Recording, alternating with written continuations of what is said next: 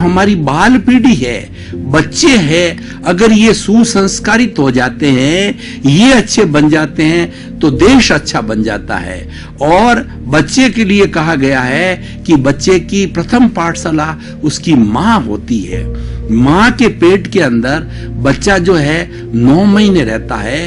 हमने महाभारत को देखा, उसके अंदर अभिमन्यु ने अपनी माँ के गर्भ के अंदर रह करके और जो चक्रव्यूह की रचना हुई थी उसको तोड़ने का, वो चक्रव्यूह से पार होने का पूरा जो उसने अपनी माँ से जो सीख लिया था कि किस तरह से पार, यानी जो जीव माँ के गर्भ के अंदर है वहीं से उसकी बुद्धि काम करने लग जाती है। इसलिए माँ को चाहिए कि 9 महीने तक वह अच्छे विचार रखे, अच्छा भोजन ले, ईश्वर की भक्ति करे, ताकि जो बच्चा जन्म लेने वाला है वो सदाचारी बच्चा हो। जितने जितने महापुरुष हुए हैं उन सब की आप कथा को देखें, उन सब की कहानियों को देखें, उनके जीवन व्रत को देखें तो आपको मालूम पड़ेगा कि उनकी जो माताएं हैं उन्होंने कितना बलिदान किया।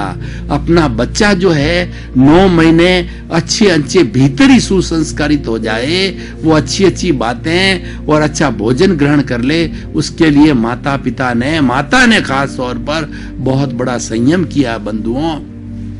इसीलिए माँ को बच्चे की प्रथम पाठशाला कहा जाता है। और जब बच्चा जन्म लेता है तो बच्चे को सबसे पहले तुतली भाषा में सिखाने वाली उसकी माँ होती है, इसीलिए मदर टंग कहा जाता है। जो हमारी मातृभाषा है उसको विशेष दर्जा इसीलिए दिया जाता है कि प्रारंभ से अ आ सिखाने वाली माँ होती है, इसलिए मदर टंग को वरीयता दी जाती है, मदर टंग को बहुत बड़ा स्थान दिया जाता है और हमारी माँ पूजनीय होती है। माँ के लिए कहा जाता है कि सृष्टि के अंदर माँ के समान जो है कोई भी तुलनात्मक वस्तु नहीं है। एक व्यक्ति के लिए सबसे बड़ी जो संपदा है इस सृष्टि के अंदर माँ है। माँ के सामने अगर तराजू के ऊपर माँ को एक तरफ रखा जाए और वो सारी विश्व की संपदा दूसरी तरफ रख दी जाए, फिर भी माँ का पलड़ा भारी रहता है। क्यों? कि माँ एक ऐसा व्यक्ति होता है, माँ एक ऐसी स्त्री होती है जो कि बच्चे को जन्म देने के बाद के अंदर जिस तरीके से हम पेड़ पौधों को पालते हैं, जिस तरीके से जिसे कबूतरी जो है अपना अंडे सेवन के बाद के अंदर चूजे को पालती है, ठीक उसी तरह से माँ स्वयं जो है गीले के अंदर सोती है और उसको सूखे में सिलाती है। बच्चे को सर्दी न लग जाए, बच्चे को गर्मी न लग जाए, उसका पूरा ध्यान रखती है, बच्चा कहीं गिर नहीं जाए। यानी बच्चा जब तक जो खड़ा होकर के पैरों पे घूमने फिरने नहीं लग जाता है तब तक उसका पूरा ध्यान माँ को रखता है। माँ का ध्यान बच्चे के अंदर ही अटका रहता है, यानी वो अपने कलेजे का टुकड़ा मानती है उसको। और भाई और बहनों, दर्शकगण, श्रोतागण, देखिए कि वो संतान बदले में क्या देती है। बड़ी दयनीय स्थिति है कि बच्चे जब बड़े हो जाते हैं, माता पिता वृद्ध हो जाते हैं, तो उस समय के अंदर जो है बाल बच्चे उनको छोड़ देते हैं, वृद्धाश्रम के अंदर डाल देते हैं। ऐसी ऐसी भी दर्दनाक घटनाएं मिलती है कि माता पिता से पिंड छुड़ाने के लिए कुंभ जैसा बड़ा मेला होता है तो माता पिता को लालच देते हैं कि माता पिता जी आप बुजुर्ग हो गए हैं, हम आपको तीर्थ यात्रा कराने चलते हैं।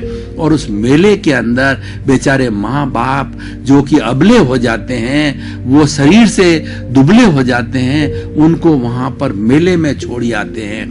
भाई और बहनों, दर्शकगण, श्रोतागण, हमारे यहाँ जलजोग चौराहे के अंदर एक ऐसी लेडी है जो कि वास्तव में जैन है, लेकिन उसने जो है वो शादी कर दी सिंधी से।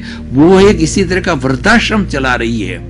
अभी कुछ ही दिनों के अंदर हमने उनको सम्मानित किया और अपने अनुभव, वृद्धाश्रम के अनुभव शेयर करने के लिए कहा। तो उसने ये बताया कि हमारा वृद्धाश्रम 70 साल की उम्र के बाद के स्त्रियों के लिए अलग व्यवस्था, पुरुषों के लिए अलग व्यवस्था, और हम निस्वार्थ रूप से वो अपना सारा पैसा लगाती है, हस्बैंड की भी सैलरी लगती है और उसकी सास भी उसमें बड़ा सहयोग करिए। देखिए बंधुओं, ऐसी ऐसी महिला हैं, पूजनीय हैं, अनुकरणीय है, वंदनीय है, स्तुत्य है, जो ऐसी ऐसी स्वयं सेवा करती, खुद की संतान नहीं करती है। वो उन्होंने अनुभव बताए कि पिछले कुछ वर्षों के अंदर जो लगभग 7 जो है लोगों की हमारे यहाँ डेथ हो गई, तो हमारे पास में पूरा पता, जब हम उसका एडमिशन करते हैं वृद्ध का, तो पूरा पता लिखते हैं, फोन नंबर लिखते हैं, तो 5 तो उसके परिवार के बाल बच्चे डेड बॉडी को लेने के लिए आए और 2 ने रेस्पॉन्स नहीं दिया।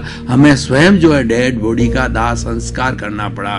बंधुओं, भारत एक ऐसी जगह है जहां पर वृद्धाश्रम नहीं होने चाहिए, क्योंकि हमारे वरिष्ठ नागरिक है, हमारे लिए अम्ब्रेला है, हमारे लिए पूजनीय है, हमारे लिए ईश्वर है, हमारे लिए भगवान है। और हमारी भारतीय संस्कृति कहती है कि माता पिता से बढ़कर इस संसार के अंदर कोई तीर्थ नहीं हो रहा है।